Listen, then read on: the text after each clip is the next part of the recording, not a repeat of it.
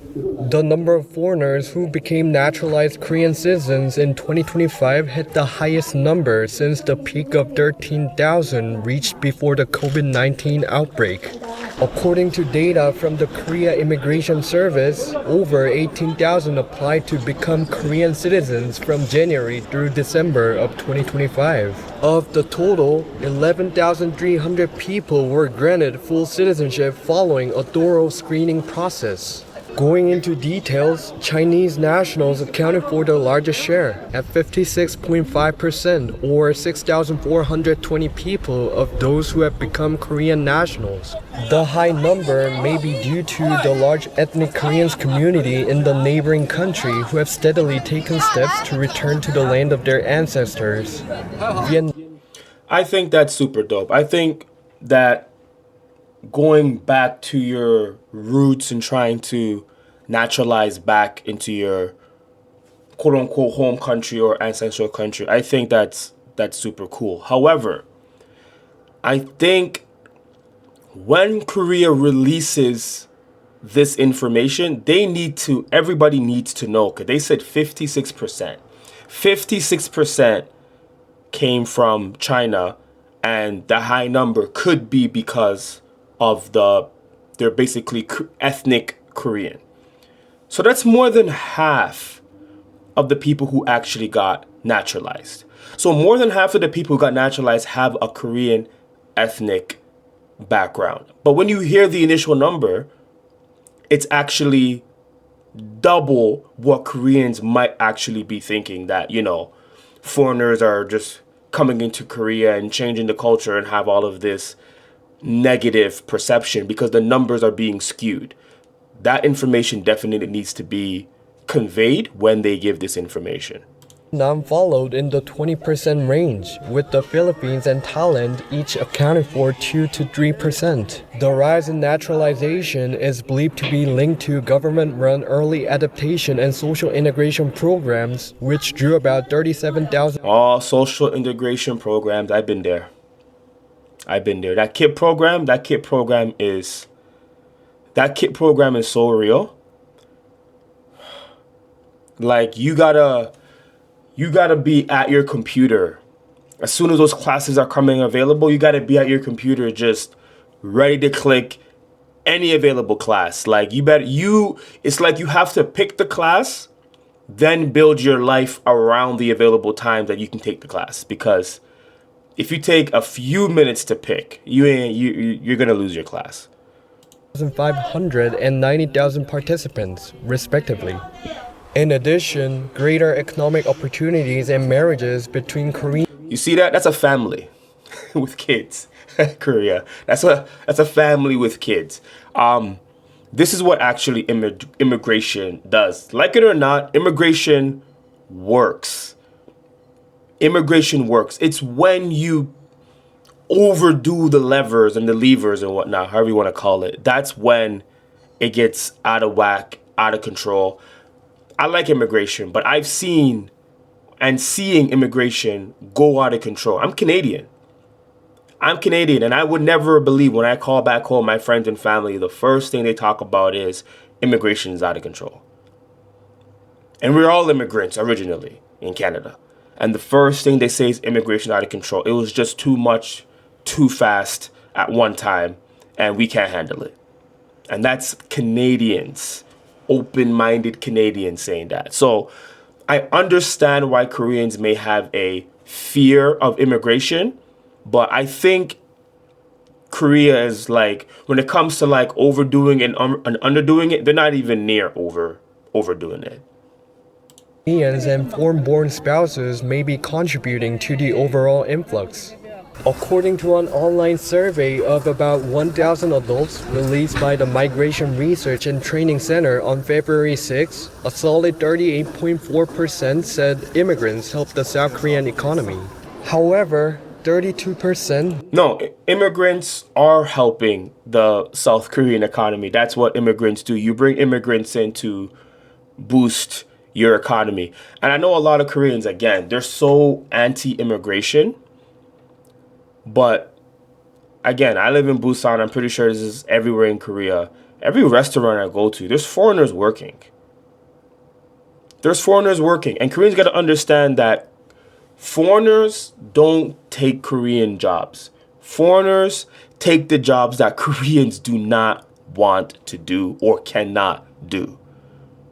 This Korean government is very Korea first, as they should be. When Koreans act Korean first, I'm all about that. It should be Korean first in Korea.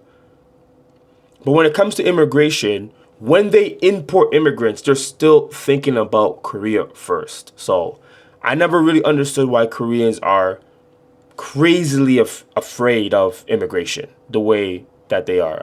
I just can't wrap my head around it. View them as a threat, citing job competition. At the same time, nearly 83% said jobs should go to Koreans first when employment is scarce, highlighting a strong Korean first mindset regarding labor issues. I don't think the jobs should go to Koreans first, even when the jobs are scarce. I think at any time, it should be Korean first. I think any country should take care of their people first. I don't think that's crazy to say. However, again, foreigners are not doing the jobs that Koreans actually want. The whole job situation in Korea that's happening has nothing to do with foreigners, and I feel like Koreans need to point their anger somewhere, and might be one of the avenues that they point their anger to, but I think they're misdirected. These respondents did not object to immigration as a whole, as long as it did not affect their employment prospects. An official at the Migration Research and Training Center said policy efforts are needed to clearly explain the economic contributions that immigrants can bring and try to ease excessive public concerns. In addition, other experts stressed that Seoul needs to do more to systematically help foreigners and naturalized citizens so they can better adjust to the life in the country. Listen to that again. Citizens so they can better adjust to the life. Experts stressed that Seoul needs to do more to systematically. I don't know why they always say Seoul. Like Seoul is just Korea in itself. And again, this is one of the problems that Korea has.